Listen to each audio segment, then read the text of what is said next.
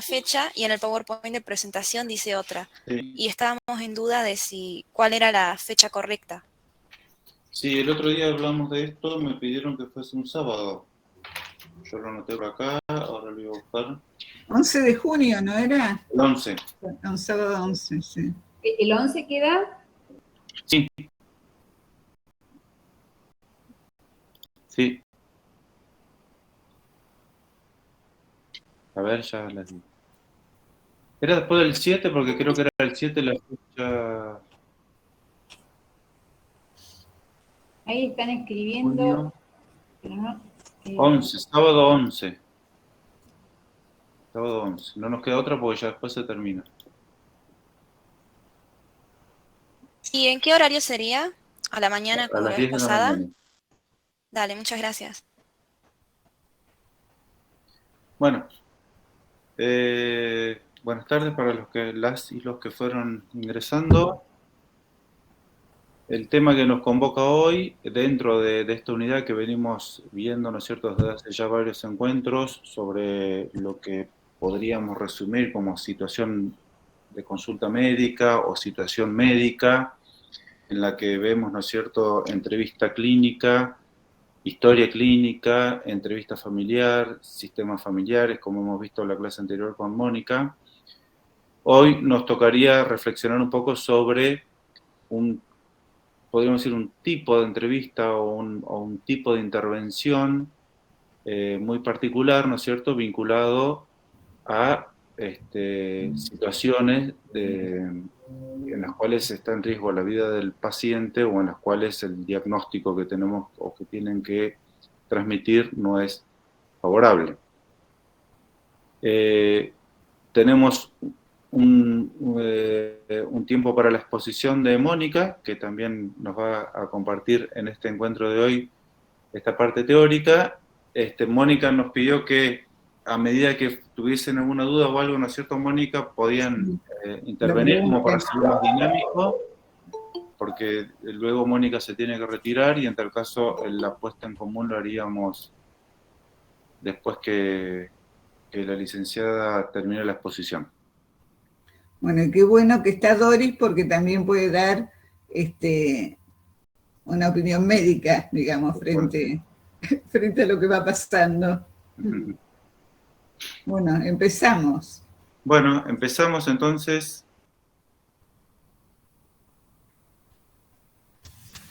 Bueno, esta clase tiene un poco de todo, digamos, desde el diagnóstico de una enfermedad grave y todo el acompañamiento médico del equipo durante el proceso de enfermedad de la persona.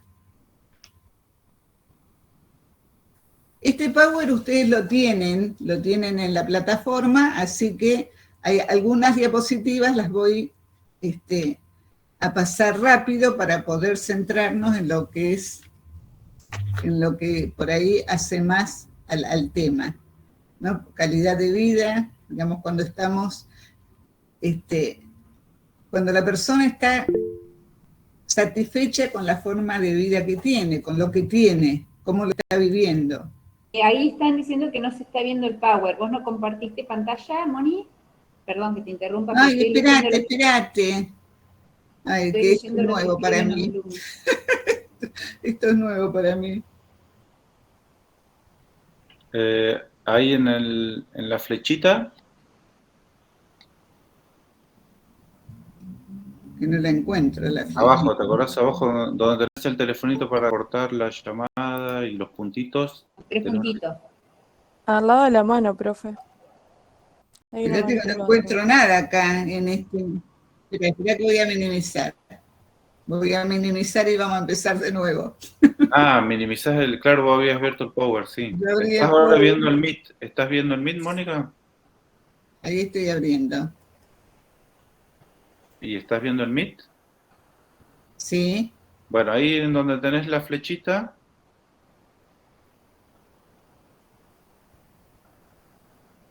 Ahí está. Espérate. No, está bien. Ahora busca el Power nada más y lo abrís.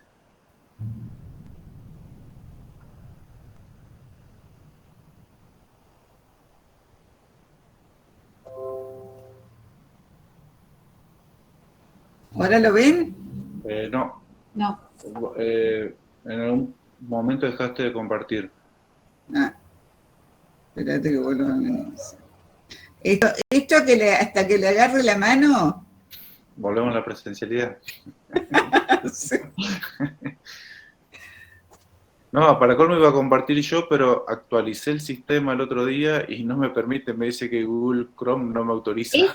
Es lo abajo cuando dice presentar ahora, esa es la flechita que está hacia arriba. Sí, sí. ¿Y ahora? Ahora sí. Ahora sí. No, no era justo eso. Sin banderías políticas. ¿Ahora se ve? Ahora sí. Ahora Bueno. sí, Bonnie. Volvemos Moni, a ahora la sí. calidad. Estas cosas de digamos, de Bueno. satisfacción de haber logrado algo, forma parte de la calidad de vida de una persona. Perfecto, Totalmente, perfecto, sí. totalmente. Sí, sí, Bueno, y ahí si querías, ¿te acordás la copita? Podés ir pasando una por una. está bien. Igual la puedo hacer con el cursor. También es la más podés ir fácil. viendo con el cursor Sí, como vos desees. bueno. Y el bienestar que uno siente, el bienestar psicológico, tiene que ver como uno sienta que vive esa calidad de vida.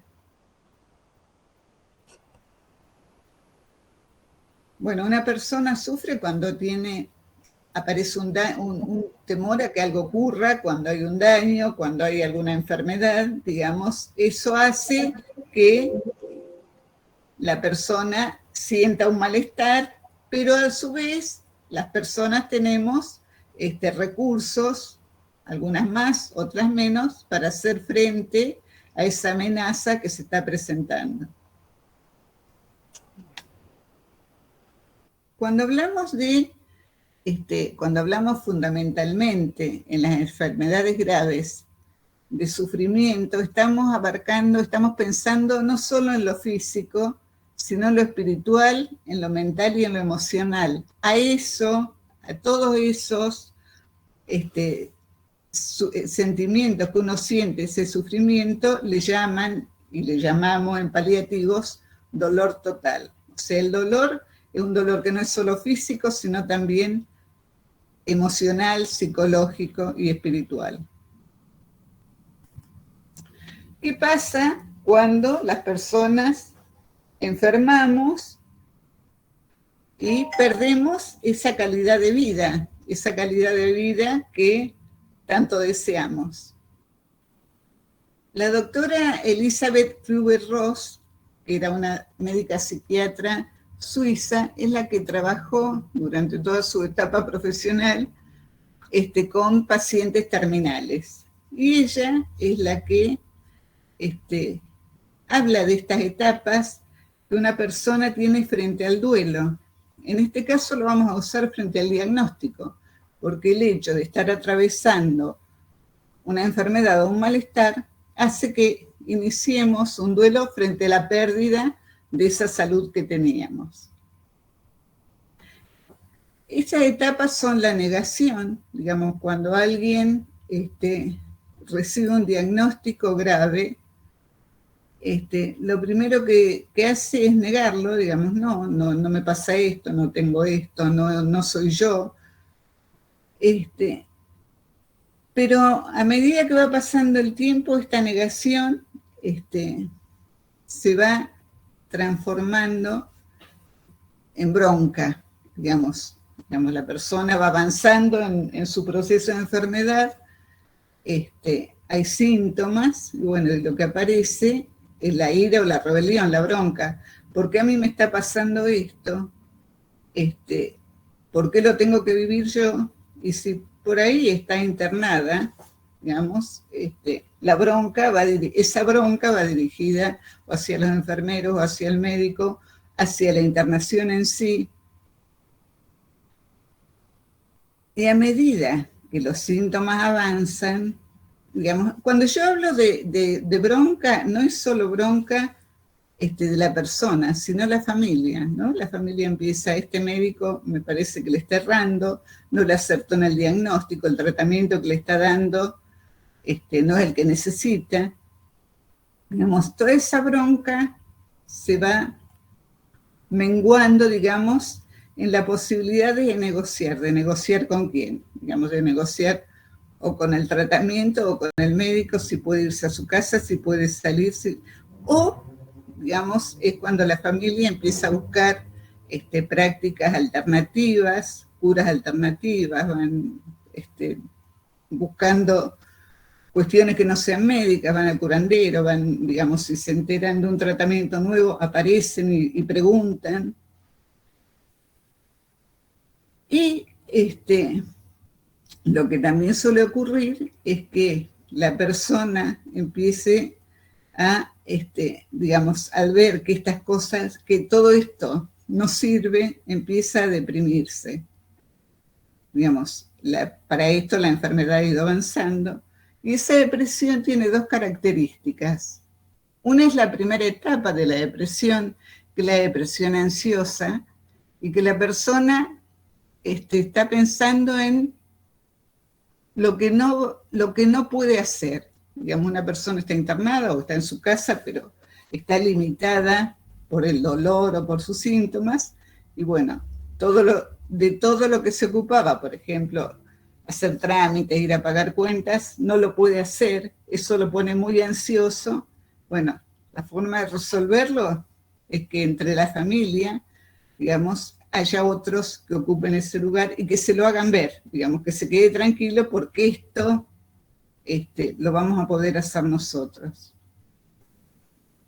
La segunda etapa es la depresión, en la cual la persona ya se da cuenta que el tratamiento no avanza, que va, digamos, que cada vez se va sintiendo peor.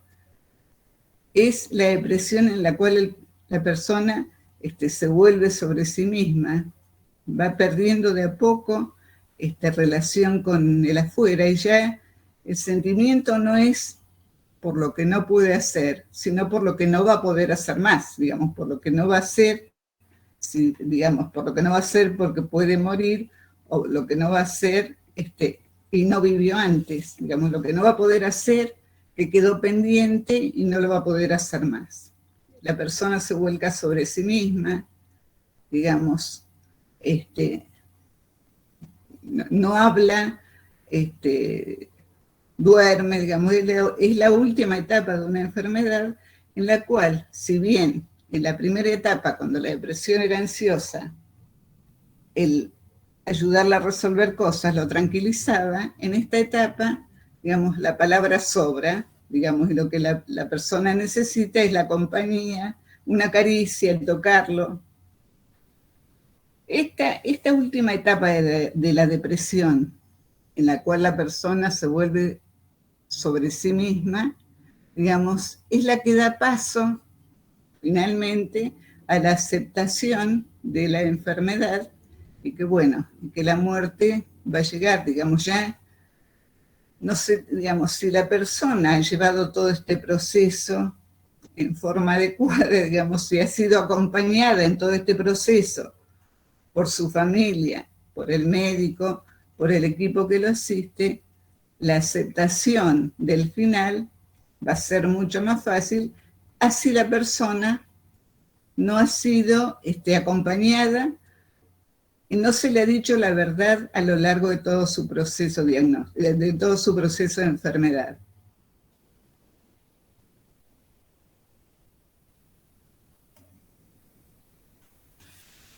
Lo que el médico fundamentalmente, o el equipo que atiende a un paciente, tengamos en cuenta que con pacientes graves o con pacientes terminales, siempre se trabaja en equipo, digamos, porque la angustia no solo es para el paciente, sino para quien lo trata, digamos. Entonces, el médico de cabecera o el médico oncólogo o el que esté, digamos, a cargo del paciente, necesita el apoyo de otros para poder ayudar al paciente a sobrellevar mejor su enfermedad y su tratamiento. Lo que el médico tiene, digamos, la función de este equipo y fundamentalmente del médico de cabecera es, a lo largo de todo este proceso, ayudar a que el paciente tenga esperanza. ¿Qué esperanza? No esperanza de que se va a curar, sino esperanza que van a estar al lado de él y que va a recibir todo el apoyo y la mejor atención durante todo su proceso de enfermedad. Digamos, el médico en este momento está para eso con el paciente. Siempre y cuando al paciente se le haya podido explicar y hacer una devolución diagnóstica de lo que le pasa, siempre con la verdad. Digamos, hasta no hace mucho tiempo, y por ahí algunos médicos, no le decían a un paciente grave qué era lo que le pasaba. Por ahí lo sabía la familia, o la misma familia pedía que no se le diga al paciente lo que tenía.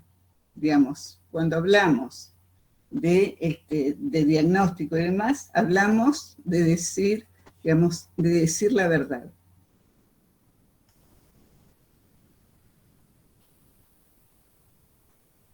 ¿Cómo dar un diagnóstico de enfermedad terminal o de enfermedad grave?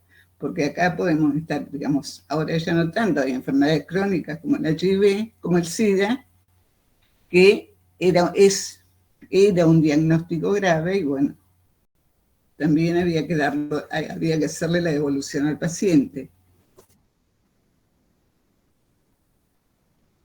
También alguien que tuvo un accidente y perdió su calidad de vida, digamos, ¿no?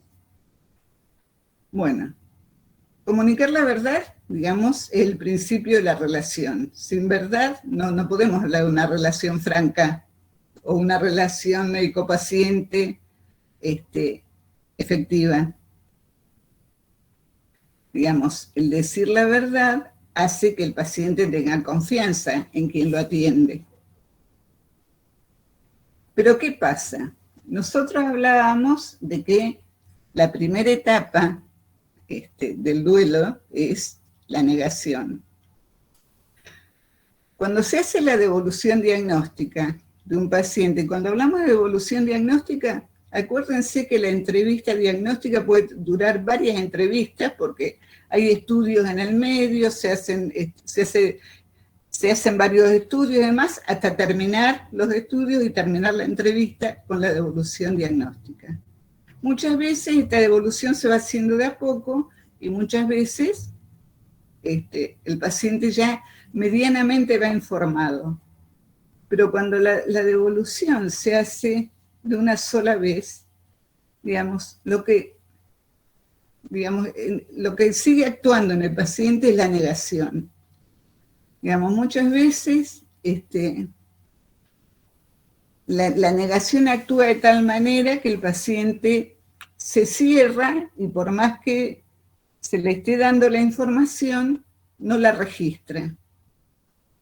Por eso hay que chequear muchas veces, a veces con determinadas personas, a ver si entendió, si es claro en lo que si la forma en que se le está diciendo es clara, si lo entiende, porque, digamos, obviamente un diagnóstico de enfermedad grave digamos, paraliza a cualquiera. Profe, Sí. perdón, una consulta. Solamente en caso de que el paciente, a ver, mejor, ¿en qué caso la familia puede tomar la decisión de que el personal de salud no le dé el consentimiento informado? O sea, o sea, que no le diga la situación en salud en la que se encuentra. Porque muchas veces la familia, digamos, el temor de la familia es que el paciente se deprima o que, claro, como siempre está rondando en la cabeza de alguien que puede, alguien con un diagnóstico así puede tomar la decisión de suicidarse, de hacer una... La familia tiene miedo, pero no porque lo vaya a hacer, sino porque, digamos, a ninguno nos gustaría que nos dijeran lo que vos tenés es muy grave, digamos, es un shock para cualquiera.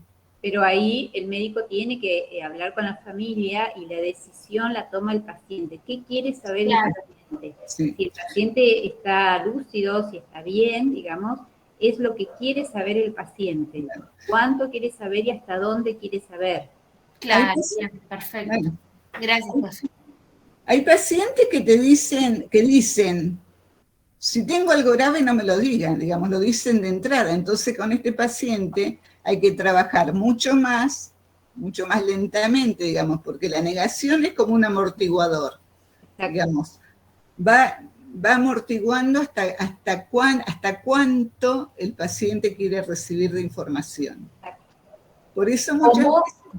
Como también hay pacientes que te dicen de entrada que ellos quieren saber todo. Eso también Claro, ocurre, que quieren sí. saber, que no le ocultemos la verdad, que quieren saber todo, que quieren estar informados. Sí, sí. Pasa, sí. Digamos, en la actualidad es muy difícil, digamos, que el paciente no esté informado, digamos. Todos sabemos que el paciente va y lo primero que hace es entrar a Google. Googlea. Pero además, a una persona que le están haciendo estudios, que le hacen por ahí, se llega a una consulta con un oncólogo o con un especialista, digamos, esto va haciendo que la persona se vaya dando cuenta sola de que algo más grave está pasando, ¿no? Sí, pero a veces está la negación que hay Claro, que uno piensa, se da cuenta por todos los estudios, porque lo manda al oncólogo, pero a veces está la negación que no lo aceptan. O sea que sí, no lo pueden ver, no lo registran, sí.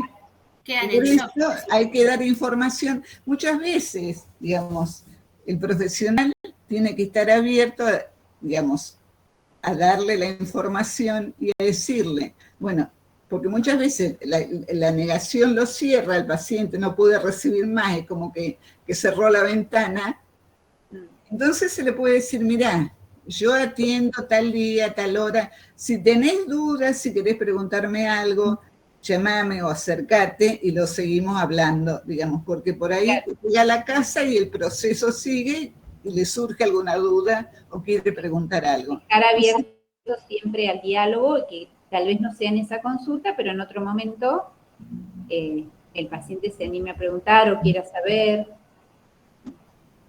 Bien. Profe, pero le hago una consulta. No existe, digamos, la situación donde con un paciente que es lúcido, ¿no? Habla una persona que puede tomar decisiones, donde la familia diga, no quiero que sepa, el médico sí o sí tiene que respetar y decir, bueno, no, sí, yo le tenés que informar vos como médico. No, la familia puede decir que no quiere que el paciente sepa, ahí tendrás que trabajar con la familia para que la familia acepte que el paciente tiene derecho a saber la verdad, si el paciente quiere y hasta donde quiere. Muchas veces la familia es la que se opone a que se le dé un diagnóstico, pero no porque la familia se oponga, digamos, es un doble trabajo. Cuando hay pacientes graves, acuérdense que ustedes tienen al paciente y a la familia, digamos, tienen que trabajar con ambos, porque la familia permanentemente, así como el paciente se angustia o niega, la familia va pasando por las mismas etapas que el paciente. Entonces, la familia tiene que estar informada y tiene que saber que el que decide en última instancia es el paciente. Exacto. Sí. Bueno. Profe, perdón, y siempre se designa en caso de que, bueno, tenga que tener un representante legal o tutor en caso de que, bueno, no esté lúcido por X motivo, no esté en su sano juicio, por decirlo así. Siempre es una persona, ¿no?, la que toma la decisión o es un solo encargado, más allá que esa persona, no sé, el esposo, el hermano, quien sea, hable después con la familia, bueno, decidimos esto o así. Porque hay casos que por ahí, no sé, se quieren hacer cargo todos y unos dicen una cosa, el otro dice otra, pero yo soy esposa, pero yo soy el padre. Es como, sé que después terminé en cosas legales, pero en ese caso siempre es uno, ¿no? El referente, una persona tiene que ser. El que, digamos, el que da el consentimiento informado es el paciente, salvo, digamos... Claro, que no esté en su sano juicio, siempre claro. Es un representante. Porque por ahí dice, no sé, el esposo se quiere hacer cargo, pero viene la mamá y también quiere hacerlo, o un hermano mayor Sí, también. pasa por ahí con las enfermedades mentales, digamos, alguien que no esté en condiciones Claro. de aceptar una internación. Digamos, no, hay que internarlo y el paciente no quiere. pero si hay riesgo cierto o inminente para él o para otros, hay que internarlo. En ese caso, firma el consentimiento un familiar. Bien. Cuando el paciente mejora, digamos, esa internación fue involuntaria. Cuando el paciente mejora, puede aceptar una internación voluntaria y ahí sí ya es él el que firma el consentimiento. Pero en caso de pacientes, estamos hablando con pacientes con enfermedad, digamos, con una enfermedad física, bueno, el paciente está lúcido todavía, entonces es él el que decide. Y en el caso de que no esté lúcido, porque puede ser un paciente que está en coma, Claro. el adulto, puede ser la esposa o el esposo, Sí, o bueno, padres sin padres, decir. claro, exacto. Pero lo que pasa es que... Quiero acordar 2 documentales muy lindos que vi en Netflix sobre esto, sobre muerte digna, y no me acuerdo, pero no me acuerdo los... Después los voy a buscar y se los voy a pasar para que... yo no sé si... Dos casos justamente en esta situación, en Estados Sí, Unidos, sí. ¿no? Pero bueno, Sí, 2 casos justamente que quién tomaba la decisión. Está sí, muy perfecto ahí. Después se sí. los voy a pasar. Y yo no sé si Javier puso la película para que vean, digamos que es una película de los años 90 que trabaja Emma Thompson, que se llama Amar la vida, que es sobre una paciente oncológica que era docente universitaria, era de letras. Bueno, y ella va interpretando todo su proceso de enfermedad y ante cada cosa que le dicen los médicos o los enfermeros, ella lo va registrando a su manera. Es muy buena esa película para ver cómo se maneja la cabeza del paciente frente a una enfermedad. Ella no es lo que tiene una demencia semántica. ¿Esa es? No, ella tiene un cáncer de... Ah, no, entonces estoy equivocada. No, tiene un cáncer de útero, de ovarios, sí. No, y ella va viviendo y digamos, todo, hasta el consentimiento informado, digamos, y la no organización, si tiene un paro, digamos, todo el proceso, desde que está diagnosticada hasta que se muere, digamos, el proceso. Bueno. Cuando hablamos... Perdón, Moni, hay una pregunta acá, por esto que estaban discutiendo. La película todavía no la... No la subiste. Está en YouTube, eso sí, está en YouTube. Vamos a buscar el link. Sí. Dice, profe, y si no quiere internarse, más allá de que tenga riesgo, no es igual que con un tratamiento, decidir que no quiere seguir con un tratamiento. Lo que estaban hablando entonces ahora de un paciente lúcido, de un Sí. paciente con capacidad de decidir, digamos. Claro, cuando el paciente no tiene capacidad de decidir, si un paciente con una enfermedad mental decide un miembro de la familia, la internación. Estamos hablando de un paciente con enfermedad mental que tiene que tener una intervención médica, o sea, una intervención... Sí. Por una enfermedad. Claro, a eso, no, para diferenciar, porque por allí me parece que a lo mejor están apareciendo unas cuestiones quizás de la bioética y de... No entendí la pregunta. Sí. No entendí la pregunta, ¿cómo fue? No, por eso, para poder... A ver, Amparo, ¿la querés aclarar un poquito? Si tenés el... Sí, perdón. Es que yo pensé que, o sea, más allá de que tenga una enfermedad, por ejemplo, mental, pensé que igual valía lo que la persona quería, que se tenía que seguir de la misma forma que hablábamos, por ejemplo, si necesitas un tratamiento, de decir, che, yo no quiero un tratamiento, no quiero seguir con esto, ¿por qué tiene que ser? O sea, ¿por qué? Estamos hablando si esa persona que tiene una enfermedad mental está en una situación en la cual corre riesgo su vida o la de otros, digamos, puede dañarse a sí mismo o puede dañar a otros. Ese es el único, digamos, es la única, según la ley de salud mental, es en el único momento que se puede decidir una internación sin su consentimiento. internación, digamos, decida, y en ese caso hasta puede intervenir la justicia. No, todavía no, todavía no interviene. No, me refiero a si el paciente es peligroso para terceros, Claro, o por su propia vida, digamos, sí, en ese caso me estoy refiriendo. claro. En ese caso, y se hace una internación involuntaria, digamos, se notifica al juez, puede tener un abogado, el paciente, todo, Sí. pero cuando mejora, digamos, si recibe el tratamiento y mejora, puede aceptar él voluntariamente la internación.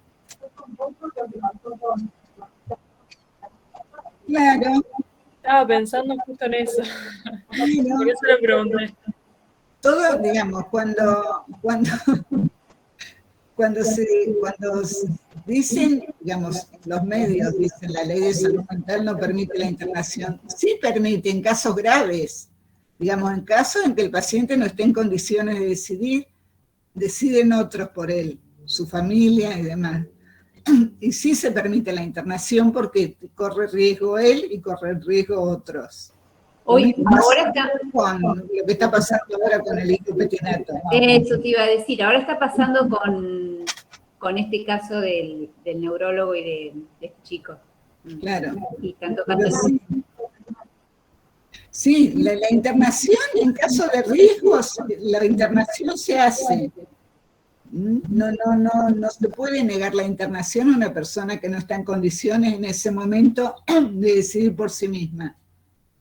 Y creo que tienen algo de 72 horas o 48 horas, no me acuerdo bien el tiempo, para dar aviso al juez o algo así.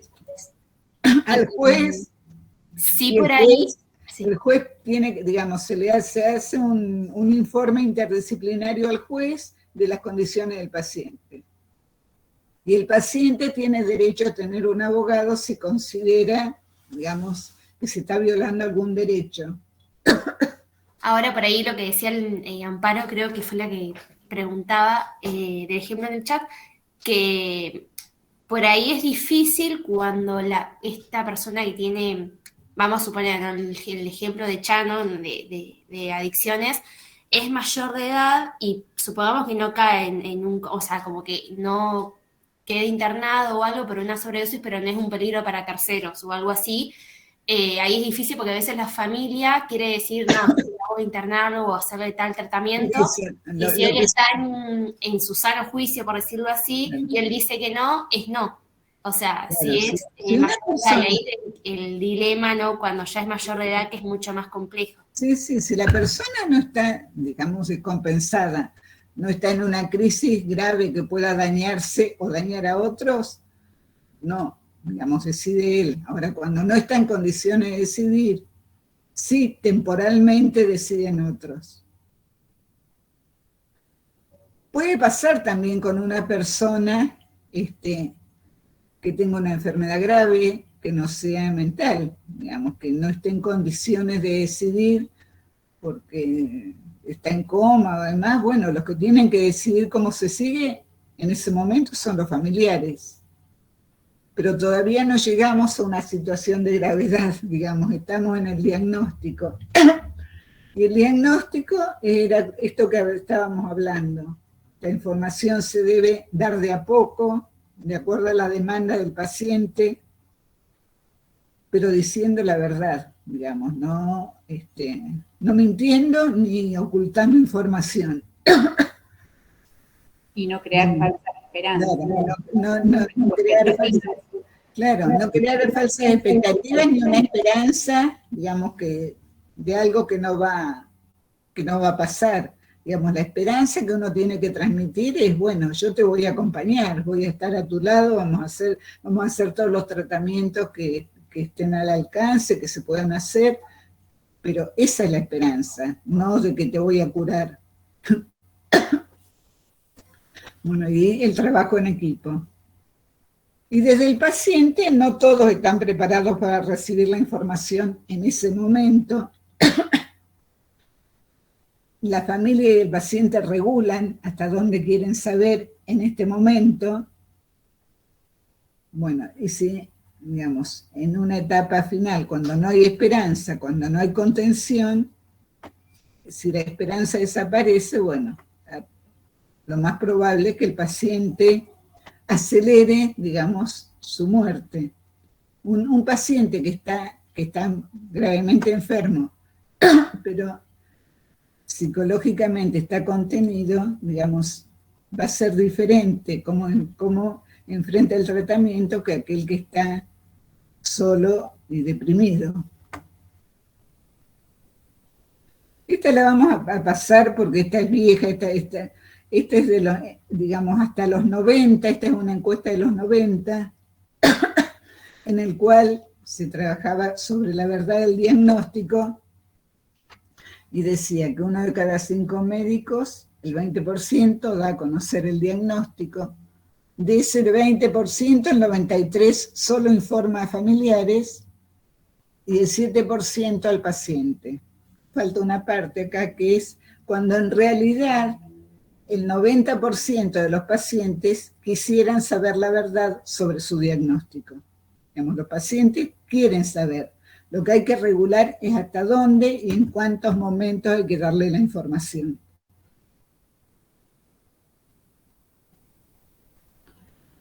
Bueno, esto tiene que ver con el impacto de una enfermedad terminal o grave, no solo en el paciente, sino en las familias. Digamos, es distinto si las enfermedades, en qué etapa del desarrollo de la familia se da una enfermedad grave. No es lo mismo en un niño que en un abuelo, digamos, como que las personas ancianas van viviendo más cerca, digamos, van negociando con la muerte porque saben que la muerte es inevitable después de determinada edad. Digamos, están mejor preparados los ancianos que una persona joven a morir o a negociar con la muerte.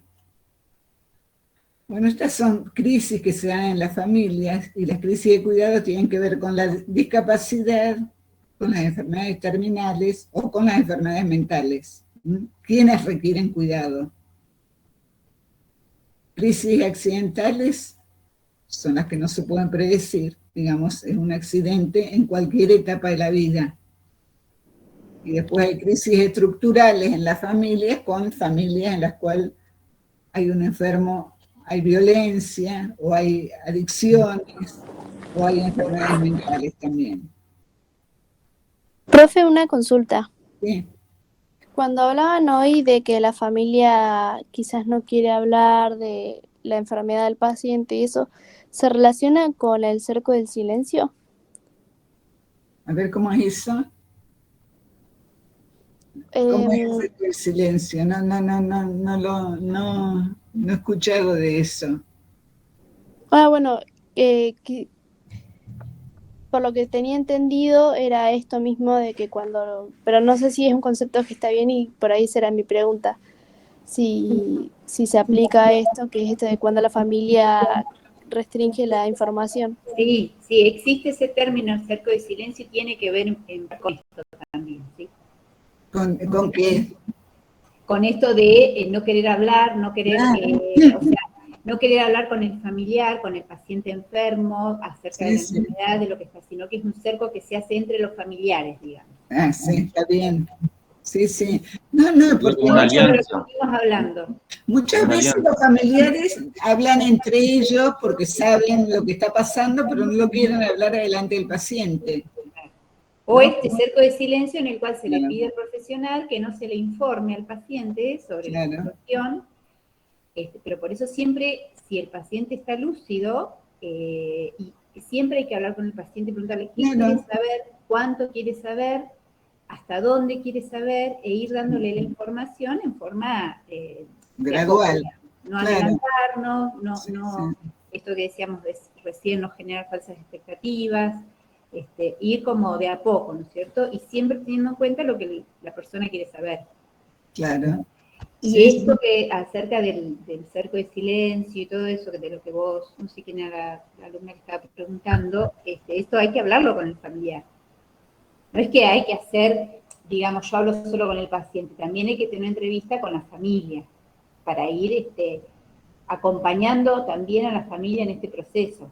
Claro, porque, digamos, la familia, digamos, cuando hay una persona gravemente enferma o que va a morir, la familia empieza el duelo antes, digamos, hay que ir acompañando previamente a la familia en el duelo y posterior al fallecimiento del paciente también.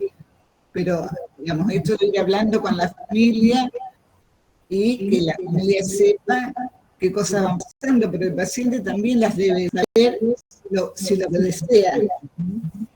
Muchas veces la familia, con esto que ustedes hablaban del cerco del silencio, de que no se le diga nada al paciente, el paciente muere y dicen, ¿vieron? Murió, dice, y murió contento, digamos, contento es un decir. Murió sin saber lo que tenía y uno se pregunta, ¿realmente no sabía el paciente lo que tenía? Alguien que se está muriendo sabe que se está muriendo. Por ahí no le puede poner un nombre, pero sí lo sabe. Y en vez de ayudar al paciente en el proceso de enfermedad, el negarle la verdad hace que muera sin poder hablar de la cercanía de la muerte. Si un paciente sabe que está grave, que va a morir, muchas veces necesita hablar de lo que le está pasando. Y no tiene con quién, digamos, la familia no habla del tema, no tiene con quién hablar de esto que le está pasando. No solamente hablar del tema de la enfermedad por la que está pasando, sino de hablar de otras cuestiones que tienen que ver con la espiritualidad, sobre todo de la persona, ¿no? Con los familiares, con el despedirse, con el pedir perdón, con otras cuestiones también. Sí.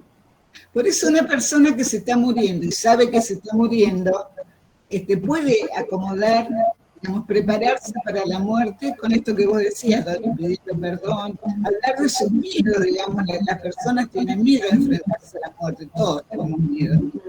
Entonces poder hablar con la familia, llorar con la familia, porque la familia lo que no quiere a veces es hablar con el paciente y ponerse a llorar. Es necesario que puedan llorar todos juntos. Sí. Está sano es. Sí. Sano. Bueno, uno de los, digamos, de los temores más, digamos, que los pacientes sienten frente a una enfermedad grave es, bueno, el dolor, digamos, esta cuestión de me va a doler o me duele, porque el dolor es algo que, digamos, es común a todos los humanos y no humanos, digamos, los animales también lo sufren. Pero en los humanos, digamos, el dolor tiene infinitas causas y no a todos nos duele de la misma manera. Cuando hablábamos de dolor total, bueno, ahí también tenemos que poner nuestra historia, nuestro bienestar o no psicológico, digamos, el dolor incluye todos nuestros aspectos. No sé cuántas definiciones de dolor hay. Recién estaba la definición de la IAS, que es la definición de la IAS. Anteriormente, en la filmina anterior, tenías la definición de la IAS, que es la Organización Internacional del Dolor. Claro. Es una experiencia sensorial y emocional desagradable. Esa es la definición de la IAS de dolor. Sí. De un daño tisular real o potencial o descripta en términos de tal daño.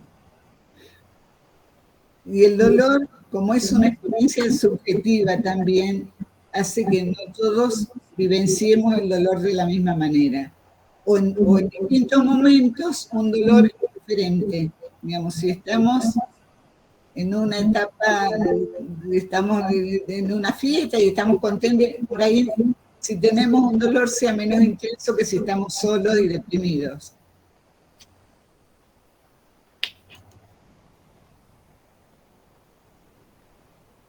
Y el dolor muchas veces tiene que ver, la causa puede ser la enfermedad o el tratamiento.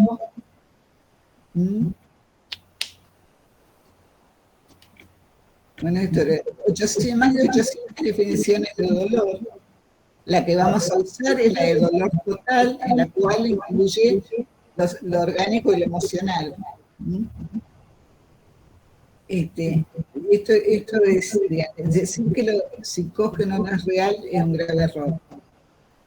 Muchas veces, cuando el paciente se queja de dolor, no tiene que ver tanto con un malestar físico en sí, sino con un malestar emocional.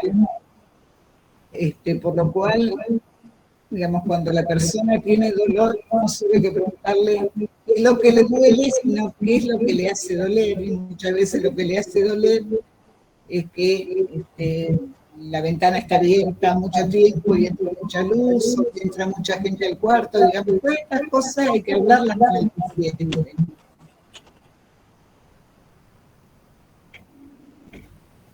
Bueno, el dolor en enfermedades graves ya más que agudo pasa a ser crónico, pero sí creerle al paciente cuando dice que tiene el dolor. Digamos, en este momento vos, Doris, que sos médica, lo podés decir mejor que yo, digamos, hay muchos medicamentos que alivian el dolor, digamos, ¿no? Y cómo los médicos y los que trabajan en cuidados paliativos lo administran de tal manera que el paciente, digamos, transcurra su enfermedad con la mejor calidad de vida, digamos, ¿no? Se me fue Doris. No, ahí está. Le cortó a Doris. Se cortó. Bueno. Ahí hay muchas cuestiones que hay que hacer respecto cuando el paciente se queja de dolor. Pero lo que no hay que dejar de hacer es creerle. Cuando el paciente dice que algo le duele, le duele. Cuando un paciente grave dice que le duele. Y malestar, ¿qué tiene que ver? Muchas veces cambiando los horarios en los cuales se medica o haciendo que las visitas de los familiares sean más frecuentes, digamos, ayudan a que el paciente esté en mejores condiciones frente al dolor. Sí, a ver, perdón, Moni. Ahí está Doris. No, porque se acopla un audio. Sí, no sé. No, podés continuar. ¿Ahora? No, ahí está bien. Me parece que es el de Doris, por ahí cuando lo deja abierto el audio, perdón, el micrófono, pero está buena tu participación, Doris. Cuando el dolor es crónico, el dolor pasa a ser la enfermedad para el paciente. Digamos, cuando un paciente tiene algo grave, digamos, el miedo más grande que tiene es a sufrir. Y bueno, y el sufrir tiene que ver, el sufrimiento tiene que ver con el dolor. Digamos, poder tener un buen acompañamiento de cuidados paliativos en los cuales el dolor esté controlado hace que el paciente esté mejor porque su calidad de vida es mejor.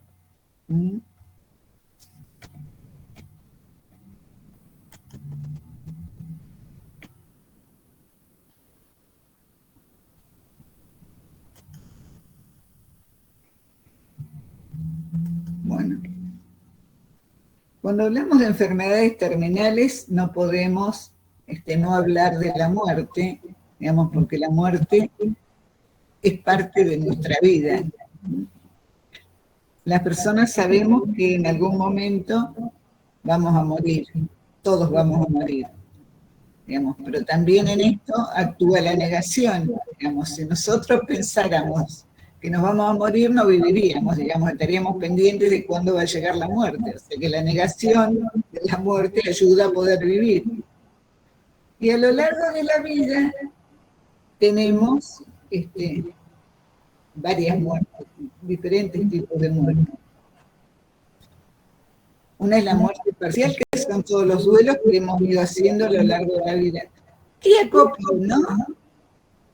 ¿Cómo? Se acopla, ¿ustedes sienten como que se acopla? O yo lo siento. No, Bueno. Sí, es el micrófono de Doris. A lo largo de la vida vamos teniendo diferentes muertes. por ejemplo, los duelos parciales, digamos, dejamos de ser niños, nos peleamos con un novio, perdimos a algún familiar que falleció, digamos, nos fue mal en una materia. Esos son muertes parciales, son duelos que vamos teniendo a lo largo de la vida. La muerte final, digamos, es la que ya no vamos, digamos, la que todos sabemos que va a llegar. Las muertes, digamos, y otro tipo de muerte que aparece en la vida es la muerte social. ¿Qué es un muerto social? ¿Conocen los muertos? ¿Cómo me definirían un muerto social?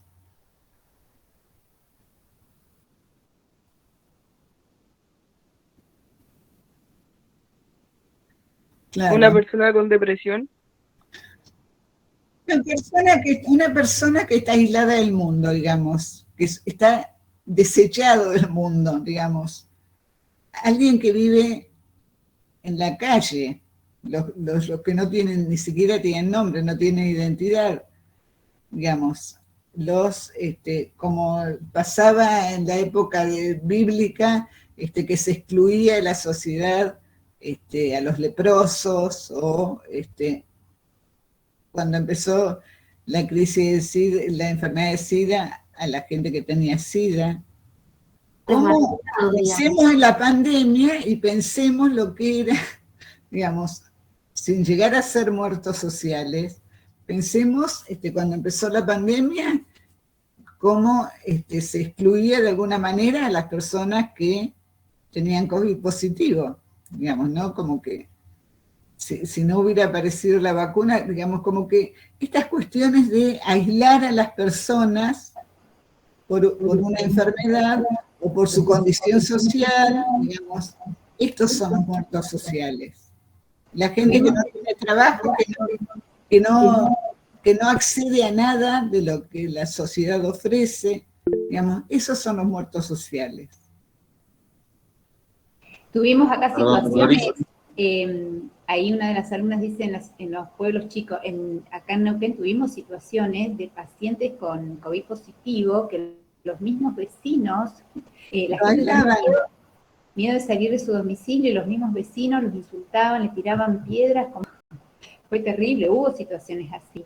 A los trabajadores de salud que no nos dejaban entrar a los edificios. Los pacientes no querían que fueran la ambulancia a su domicilio por el escrache de los vecinos, ¿sí? Fue terrible para nosotros. Hasta prendía fuego las casas, era. Sí. Hubo un enfermero, ¿se acuerdan que hubo un enfermero de lado? Que después al tiempo falleció. Sí.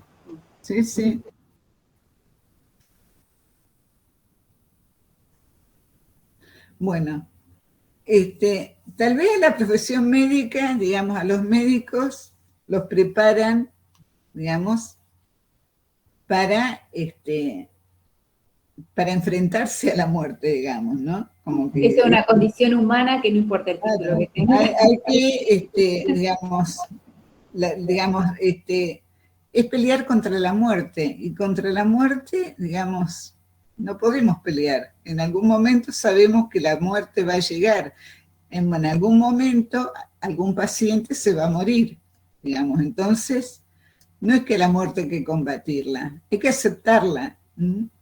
Y hay que aceptarla de la mejor manera posible. Digamos, si el médico está preparado para salvar vidas, digamos, bueno, salvar una vida también es acompañar al paciente en todo su proceso de enfermedad hasta que muera. Digamos, acompañarlo mientras está vivo. Esa es la terapéutica con pacientes que sabemos que van a morir, estar al lado de él. Digamos, el médico en ese momento pasa a ser la medicina. Digamos, no hay remedio para darle, pero sí acompañar al paciente.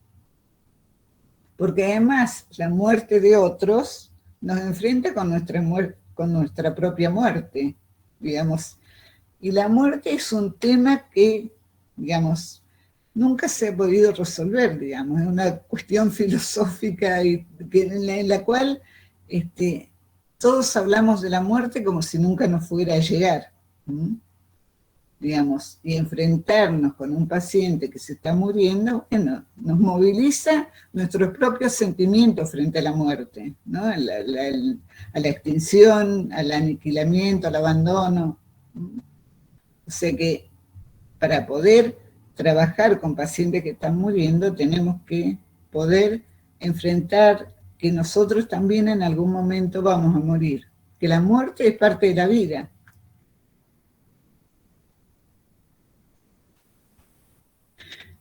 Pero si esto no se logra resolver, digamos, ¿no? Si no nos sacamos de la cabeza esto de que estamos solo para salvar vidas, digamos, ¿qué pasa cuando una persona, cuando un paciente se está muriendo o sabemos que va a morir en poco tiempo?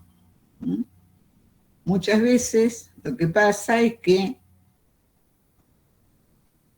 nos rajamos, digamos, tratamos de evitarlo, es la visita del médico que se asoma a la puerta y saluda y se va, digamos, ¿no? O aparecen otras cuestiones como es el encarnizamiento terapéutico, digamos. Sabemos que el paciente se va a morir, pero tenemos que hacer algo para que ese paciente viva. Y bueno, ahí empiezan los estudios de la terapia intensiva y las reanimaciones, digamos, toda la cuestión de que tenemos que salvar esa vida. La relación se torna fría, impersonal, cuando en realidad lo que por ahí el paciente necesita es que el médico vaya y se acerque y charle con él y le tome la mano, digamos, y lo acompañe, aunque no hable nada, pero que esté. Muchas veces tampoco se habla con la familia y no podemos escuchar activamente ni al paciente ni a la familia.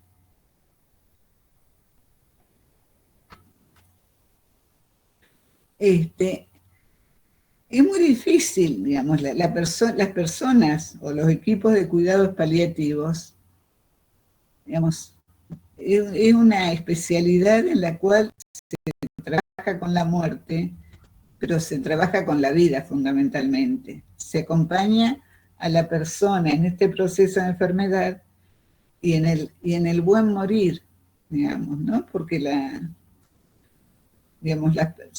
hay un dicho que dice, un dicho no, es la realidad, la persona muere de acuerdo a cómo ha vivido.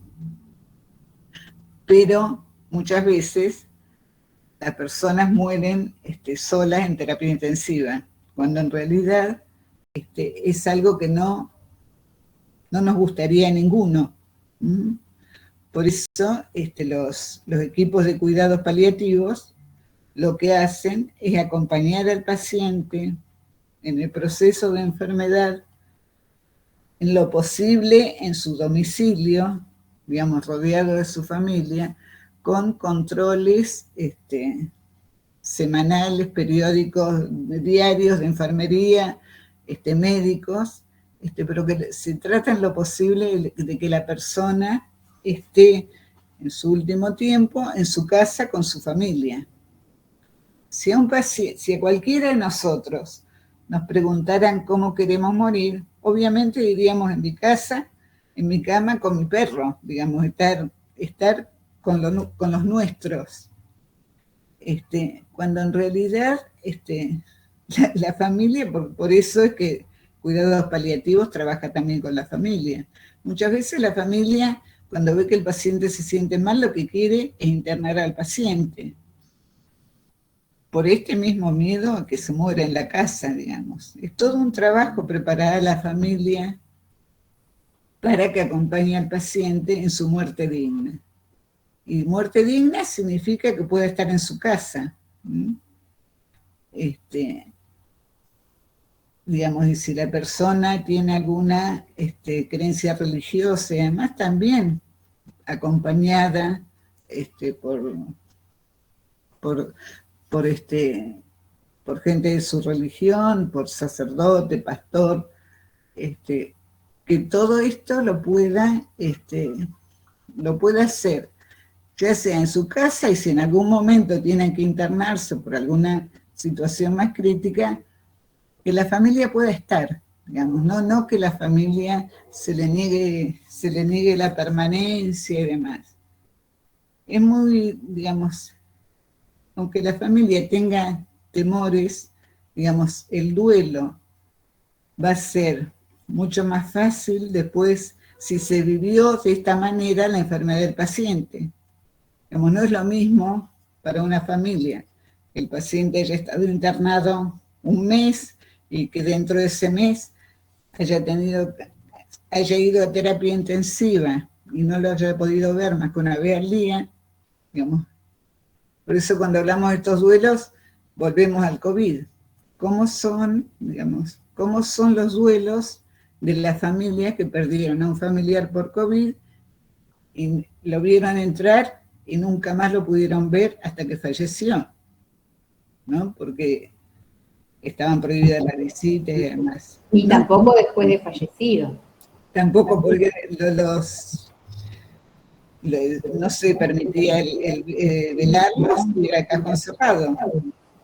Claro. No, directamente los llevaban al cementerio, no había una despedida, no había nada. Claro, por eso, digamos, el COVID nos fue enseñando cosas también, porque hubo muchos equipos, digamos, ya transcurridos meses con COVID, digamos, había equipos en los cuales se permitía mediante el celular que el paciente viera a su familia mientras estaba lúcido, digamos, pero es, digamos, no acompañar, aunque, digamos, porque hay mucho dolor, obvio que hay dolor y que hay sufrimiento cuando uno sabe que el familiar se va a morir, pero mucho más doloroso es no estar con él. Digamos, todos necesitamos morir, digamos, somos gregarios y necesitamos morir en compañía. Digamos, es tan bueno para el paciente que haya alguien cerca de él cuando está muriendo, como para el familiar estar al lado del paciente, aunque duela, pero el dolor es diferente a no haber estado. Entonces, todo esto, digamos, a medida que la medicina fue avanzando y que los tratamientos para enfermos terminales se fueron haciendo más humanos, bueno, es que aparecen los cuidados paliativos y el derecho de las personas a morir dignamente. De hecho, la persona puede decidir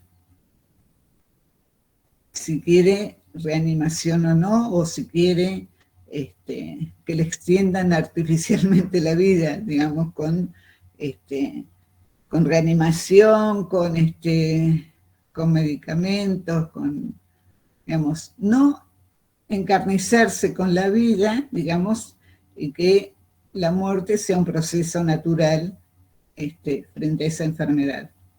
Sí, sin dolor y sin malestar. Profe, ¿puedo decir algo? Sí. También es con relación a la familia, que por ahí la familia como que no quiere que se vaya y le hace tratamientos y todo, es como que la persona está cansada y si quiere ir. Pero la persona decide, la persona mientras esté lúcida decide si quiere tratamiento o no. Aún un paciente que tiene un diagnóstico de cáncer y que hay tratamiento, ya sea oncológico, que haya cirugía o que haya tratamiento oncológico, si el paciente no quiere, digamos, el paciente decide, digamos, no por eso quien lo atiende va a dejar de atenderlo, digamos, lo va a acompañar en su proceso de enfermedad, aunque el paciente en ese momento no quiera recibir tratamiento. Muchas veces los pacientes no quieren ni quimioterapia, ni cirugía, bueno, el paciente decide. No por eso hay que dejar de acompañarlo profesionalmente. Y sí, nunca dejar de atender los otros síntomas que van a ir apareciendo, Claro. síntomas que van a ir apareciendo a medida que avanza la enfermedad, que el paciente esté lo más confortable posible, tratar todos los síntomas que le generen malestar al paciente, como la dificultad respiratoria, las secreciones, bueno, el dolor, ni hablar, ¿sí? O sea, todo eso, estamos justamente lo que dice Mónica acerca de los cuidados paliativos, tiene que ver con eso, acompañar en dar la mejor calidad de vida a la persona que está en una etapa terminal de una enfermedad, sea oncológica o no, porque hay muchas otras enfermedades que no son oncológicas, pero que son crónicas, digamos, y que también llegan a una etapa terminal, digamos. Claro, qué sé yo, un paciente que tiene POC y que necesita oxígeno, digamos, también es una enfermedad terminal y que el paciente, digamos, necesita el acompañamiento y necesita por ahí más cuidado. Claro, el confort sobre todo, el confort, ¿no? Sí. Y el respeto a las decisiones del paciente, sí, bueno, eso se ve bien en la película que yo les decía, Amar la Vida. Eso, pero la decisión del paciente tiene que ser con toda la información que reciba del equipo de salud. Claro. Que el paciente pueda decidir, pero con la información, veraz, con la verdad siempre. Sí, sí. Sí, si alguien no quiere ser reanimado, si tiene un paro cardíaco, pero tiene, digamos, tiene que tener la información previa, digamos, no es que yo no quiero y no me informaron, no. Yo decido no o sí en base a la información que me dieron. Profe, en caso de que, por ejemplo, esté inconsciente el paciente en un momento, antes, cuando estaba consciente, pudo haber dejado algo por escrito, ¿no? De lo que quería para él. En caso de que esté inconsciente, yo puedo decirlo lo que viví con un familiar. Digamos, en caso de que el paciente no esté en condiciones de decidir, la familia es la que decide si quiere la reanimación o no, o si quiere una práctica invasiva. Además, si el paciente no está en condiciones, lo tiene que decir la familia. Pero lo que decía la alumna recién es que el paciente puede dejarlo, tiene un nombre, no me recuerdo, no lo Claro, recuerdo porque ahora. lo leí en un texto, pero no me acuerdo en cuál. Por Sí, ejemplo. lo puede dejar por escrito. Claro, sí, Tiene que un no nombre que aceptan no la lo recuerdo reanimación. ahora. En la película esta que yo les digo, la paciente ha firmado el consentimiento diciendo que ella no quiere reanimación y demás, ¿no? Esto lo decide el paciente. En caso de que el paciente no lo haya podido firmar y entra en una etapa de que está Claro, un inconsciente. paciente, por ejemplo, que hace un cuadro agudo, una enfermedad aguda, una ACV, por ejemplo, y entra en coma y no lo puede decidir, ahí tendrá que decidir la familia. Bueno, pero por ejemplo... Cuando no hay reversibilidad del cuadro.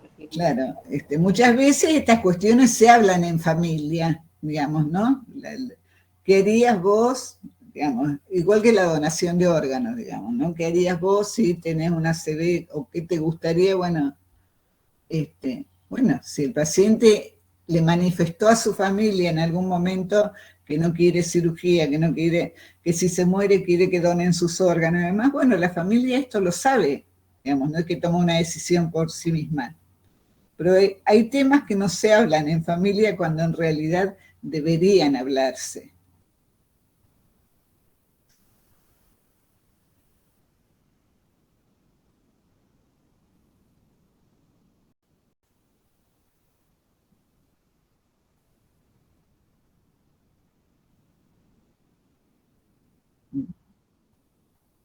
Sí, sí. Bueno, pero otros manifestaron no quieren ser reanimados, no quieren ir a cirugía. No. Entonces esto, bueno, en ese momento aparece lo que el paciente dijo. Y si no lo dijo, tendrás que decidir, ¿viste? Claro. O hay veces que por ahí, más allá del tratamiento, de qué tratamiento quiere, hay veces que por ahí, porque nada, hay también horarios de visita a veces, de no ser que, bueno, esté en sus últimos días y por ahí sea otro el sistema de visitas, que por ahí, no sé, el personal de salud, enfermera, médico, quien sea, ve como que por ahí, no sé, como que va perdiendo, no sé de qué manera decirlo, pero la conciencia o el estar consciente, y por ahí a lo sumo, en vez de preguntar el tratamiento, por ahí le preguntan, bueno, ¿quién querés que venga o quién querés que te visite o esas cosas así, o qué familiar querés que esté con vos? Por ahí también se preguntan, pero eso no se deja por escrito tampoco. No, pero muchas veces, digamos, la medicina, digamos, ha evolucionado bastante, digamos, esta cuestión del paciente que está muriendo, digamos, y muchas veces, si está internado, como que le dejan a la familia que permanezca más tiempo, digamos, los horarios son más flexibles, digamos, se trata que el paciente que va a morir esté lo más acompañado posible, aunque esté internado. Digamos, esto pasa en los hospitales y en las clínicas, yo lo he vivido, digamos, como que es más flexible. Obviamente, lo ideal para el paciente es estar en la casa, y esto también hay que respetarlo, aunque a uno como familiar le cueste. Bueno, llegamos al final apurados, apurado por el tiempo.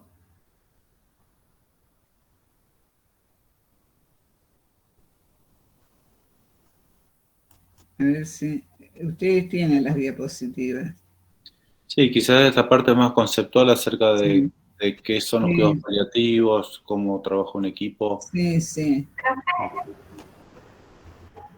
Disculpe, le hago una pregunta. No encontré yo en Petco las diapos, no sé si yo no la encontré o no están subidas. ¿Qué cosa? No, estuvieron subidas, estuvieron accesibles hasta antes de iniciar la clase, y bueno, antes de iniciarla yo oculté, hay dos grupos de diapositivas, porque teníamos que decidir con Mónica cuál era la que, si la otra, después lo tenemos que ver, Moni, hay otro grupo de diapositivas que, bueno, veríamos si lo hacemos público o no, pero ya lo hago público nuevo. Bueno. Accesible. Bueno, esta es la casita de los cuidados paliativos, en lo cual está dentro todo lo que significa el cuidado paliativo: la apertura, el respeto, la creatividad, la honestidad, el alivio de síntomas, el trabajo en equipo, la aceptación, la afirmación, todo esto, toda esta casita es la casita de los cuidados paliativos. El otro día en el grupo había una chica, una alumna que era payamédica. Sí, aquí está. Bueno, que estuvimos hablando. Bueno, yo voy a dejar de compartir esto. Ya. Sí. Estuvimos hablando de lo importante que eran los payamédicos, fundamentalmente con en el acompañamiento de los niños, en ser nexo entre los adultos, entre los adultos enfermos y los niños, digamos, como que era el nexo para que un niño pueda despedirse de un familiar que está internado y no puede entrar a visitar porque es un niño. Entonces siempre estas cuestiones también, los cuidados paliativos usan estas cuestiones para poder ayudar al paciente adulto que está internado y no puede ver a sus nietos, y para ayudar al nieto a poder despedirse del familiar que está internado. ¿Cómo hago para salir del...? Sí, a mí minimízalo, Moni, minimiza el PowerPoint y vas a poder ver el Meet. A mí como payamédica me tocó una situación similar. Ajá. Así. Pero bueno, es otra cosa. Tuviste que intervenir en una situación. Payamédica depende igual como es uno, o sea, quieras o no, siendo profesional, lo que uno haga siempre está como en la parte personal o como persona, ¿no? Cómo se toman las cosas. Pero por ahí yo en esa situación que tuve que hacer como payamédica, por ahí yo en ese momento estaba como payamédica, no estaba como doctora o como paciente, entonces por ahí a mí me pasó que nada, en vez de estar pendiente de qué le pasaba al paciente o la familia, cómo estaba, que lloraba, que no lloraba o así, mi mente en ese momento como payamédica era ver algo de qué podía hacer, qué podíamos hacer como payas para contribuir a la situación, no sé, hacer un juego, o sentarte o ver qué es lo que ellos querían. Entonces también, bueno, pero bueno, es un tema amplio para hablar, son un montón de cosas. Del lado de payamédicos como algo aparte, situaciones aparte. Igual el módulo más conocido de payamédicos es el payamédico de hospital, después tenés payamédicos que están en el agua, los que acompañan también en lo que es equinoterapia, tenés como diferentes módulos también. Sí. De lengua de señas también hay payamédicos. Está como diversificado. Sí, pero el más conocido es el payamédico del módulo de hospital, que somos distintos a los payasos de hospital, no son lo mismo, somos distintos, claro, que la mayoría los confunde. Bueno, yo tengo que dejar Mónica, la clase, pero sí, si hay dudas, si hay dudas o algo... Estuvo fuerte la clase, dice una compañera, una estudiante. ¿Por qué? Porque, y Paula muy bien contesta, ¿no?, que el duelo y la muerte sigue siendo un tema tabú. Y es un tema tabú. Y es un tema tabú, ¿no?, de lo cual nos cuesta hablar, pero a su vez es como algo sagrado también para muchas culturas. Y por eso tanta, digamos, significación que tiene, ¿no?, para el... Por eso, claro, por eso es importante, digamos, preparar a la familia, digamos, con un paciente que se está muriendo, uno empieza el duelo antes, acompañarla antes y durante y después que el paciente fallece, pero también uno también se va preparando como profesional, digamos. A los profesionales también, tanto médicos, psicólogos, que se nos muere un paciente también es un duelo. Totalmente. Entonces, bueno, el estar acompañados nosotros, trabajando en un equipo, y el poder acompañar a una familia con el equipo, también hace, porque bueno, y el final, digamos, todas las culturas tienen tradiciones frente a los duelos y a la muerte, ¿no? El velorio es una cuestión por la que ayuda a despedirse, digamos. Todas las culturas tienen diferentes ritos frente a la muerte. Nosotros tenemos el velorio, no sé hasta cuánto, porque cada vez son más cortitos. Más cortos. Sí, pero bueno, obviamente, digamos, es no aceptar la muerte de alguna manera.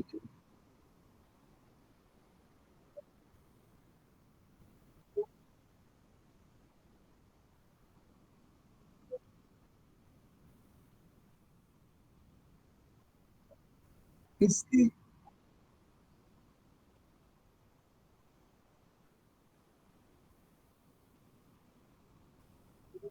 Sí. Sí, por eso. No, pero cuando uno se va haciendo grande sabe, digamos, que la muerte acecha. Digamos, lo que son no entendibles son las muertes de los jóvenes, no de los viejitos. Digamos, la muerte de un viejito, digamos, el rostro de un viejito que muere es plácido. Yo me acuerdo que tenía una paciente que trabajaba en CALF y preparaba a los pacientes, los vestía y todo para acomodarlos en el cajón. ¿A los difuntos? A los difuntos.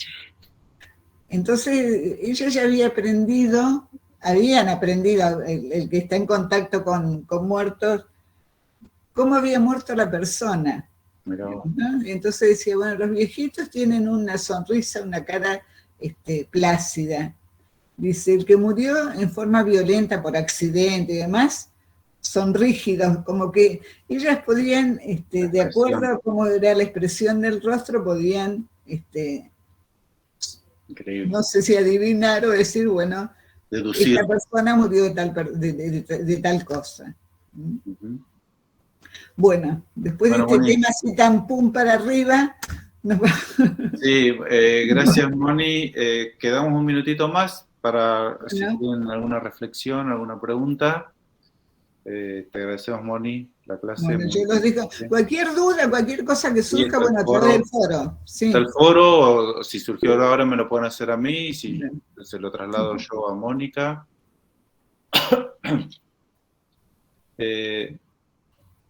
Y rescatar esto, ¿no? Que en un momento mencionó Mónica respecto a la subjetividad del médico, de la médica, del profesional de la salud frente a estas situaciones límites, ¿no?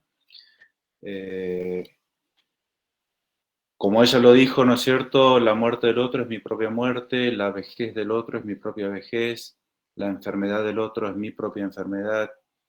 Y estas son las cuestiones que a veces deben trabajarse internamente, deben trabajarse en la personalidad de cada uno, en la subjetividad de cada uno.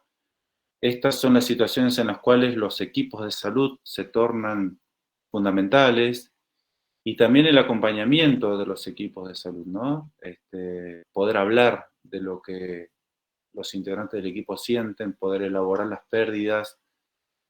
Seguramente hay pérdidas que van a ser más significativas que otras entre los pacientes, ¿no? Indudablemente, como dijo recién Mónica, o sea, es esperable que un anciano termine pronto, digamos, su vida, es esperable su muerte, pero no así es esperable la muerte de una niña, de un niño, de un adolescente, de una persona joven. Entonces impacta quizás con mayor dureza en la subjetividad del...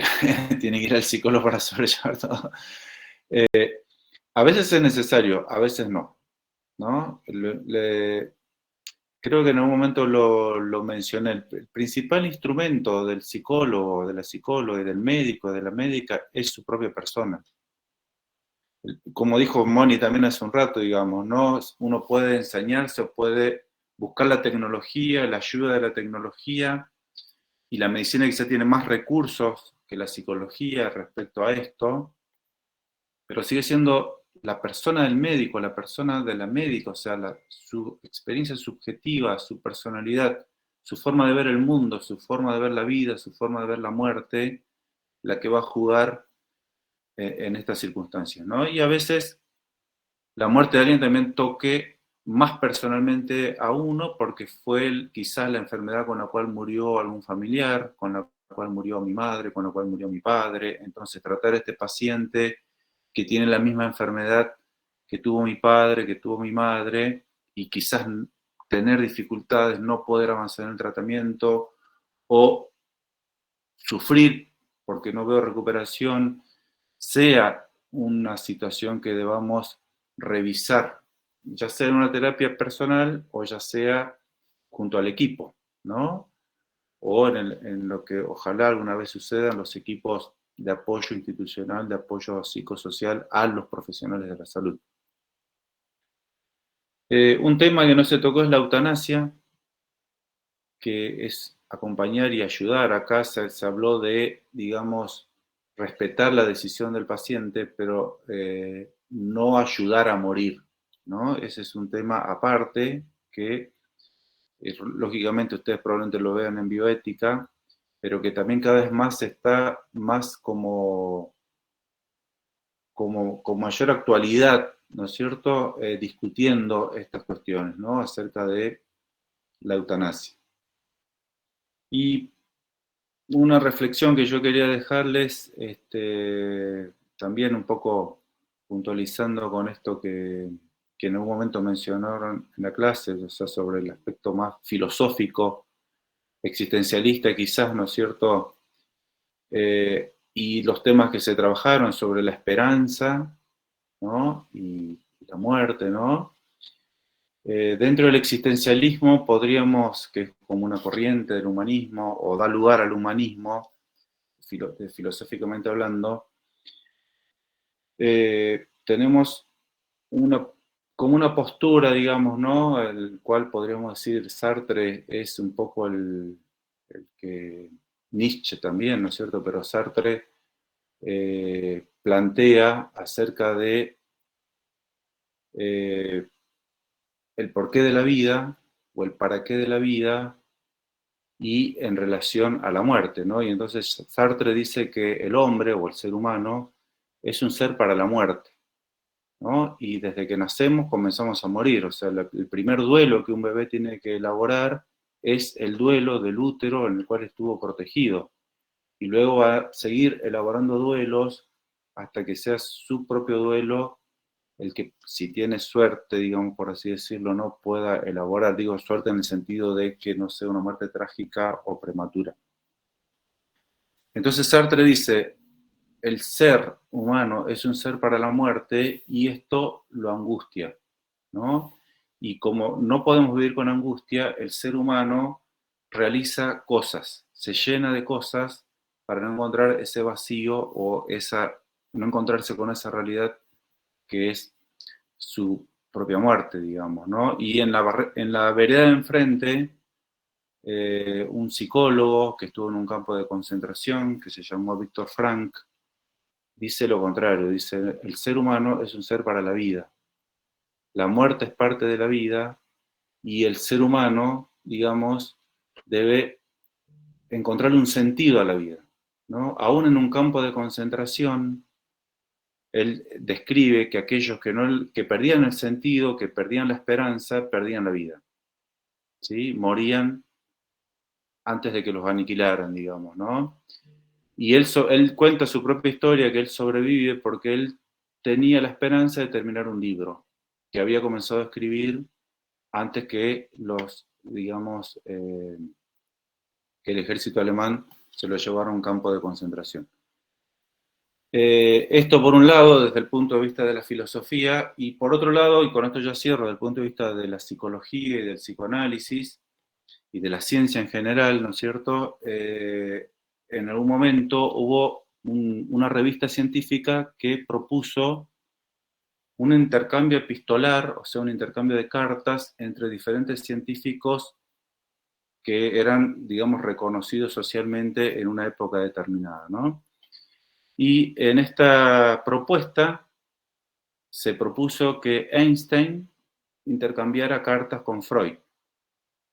Y en una de las cartas que Einstein le escribe a Freud, le pregunta el porqué de la guerra, una pregunta que vuelve, con lo cual viene también el porqué de la muerte, ¿no? El porqué de la guerra, una pregunta que hoy nos deberíamos y nos volvemos a preguntar. La verdad que uno, al ver lo que está sucediendo actualmente, al pensar que hace pocos años terminó una Segunda Guerra Mundial y que creíamos que la guerra era cuestión del pasado, nosotros no fue así, digamos, ¿no? Nuestro propio país vivió una guerra que muchas veces, que muy probablemente los padres de ustedes recuerden, y ahora estamos frente a una situación también que desconcierta a la humanidad. Y Freud le responde que existe un instinto de vida, o sea, existe una pulsión, un instinto de autoprotección, de autocuidado, de preservación de la vida, de búsqueda de placer, de reproducción de la vida, ¿no? Pero que más allá, dice Freud, de ese principio de placer, existe un principio de muerte. Existe un tánatos, existe un instinto de muerte.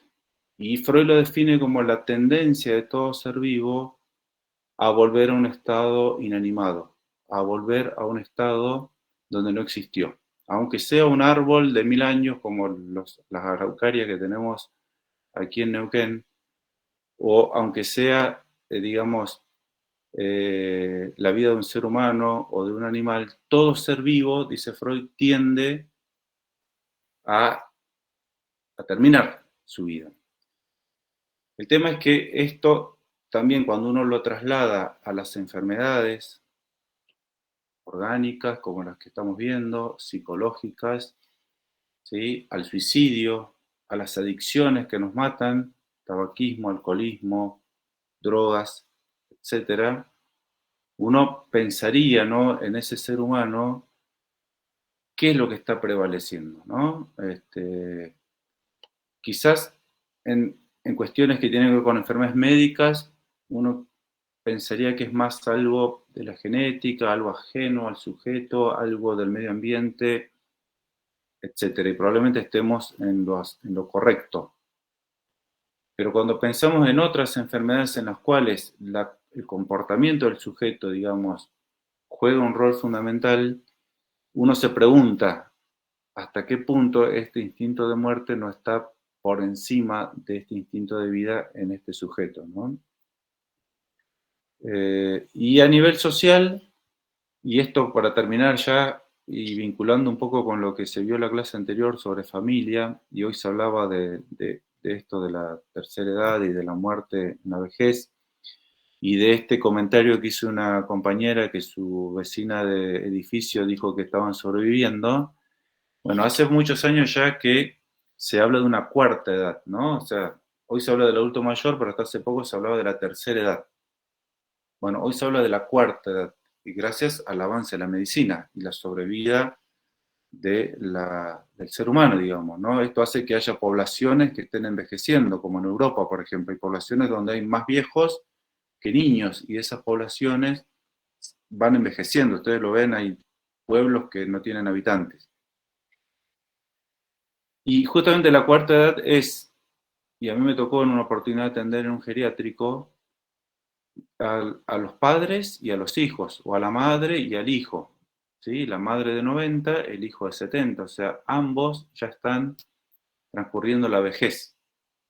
Y todo esto también trae una serie de desafíos para la medicina, ¿no? Que la medicina que prolonga la vida, pero que no quizás ofrece muchas veces calidad de vida. Y acá no solamente depende de la medicina, lógicamente, depende de la sociedad, depende de la ciencia, depende de la cultura y de cómo querramos y qué queremos como sociedad para las personas mayores, digamos, ¿no? O los ancianos, o la tercera y la cuarta edad.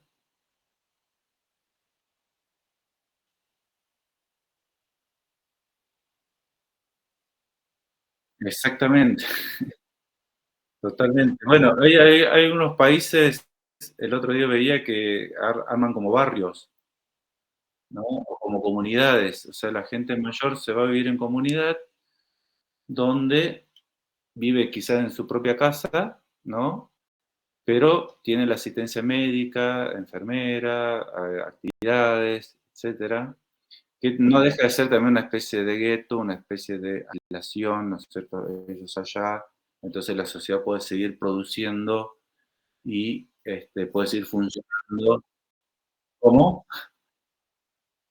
Claro, sigue siendo algo un poco más, quizás más humano, si se quiere, que un geriátrico a lo mejor, ¿no? Donde parecería que uno va y deposita. Bueno, vamos a buscar esta película entonces y vamos quizás a plantear alguna actividad prácticas, ya irán siendo las últimas, para poder concluir con este tema. Y también lo comentábamos al principio con Doris, que también se retiró. Nosotros tenemos invitada a gente que actualmente está trabajando, digamos, en equipos de cuidados paliativos, no pudieron estar presentes para esta clase. Amar la vida se llama la película. Pero sí, con tiempo lo vamos a organizar, si es que esta cátedra finalmente se puede replicar en el segundo semestre, y como ustedes no pudieron participar de la misma, digamos, entonces las vamos a invitar para que en ese encuentro aquellas y aquellos que quieran participar y lo puedan hacer. Bueno, de mi parte iríamos terminando por aquí. Si queda alguna pregunta, a ver, alguien que busque en YouTube esta película, a ver si...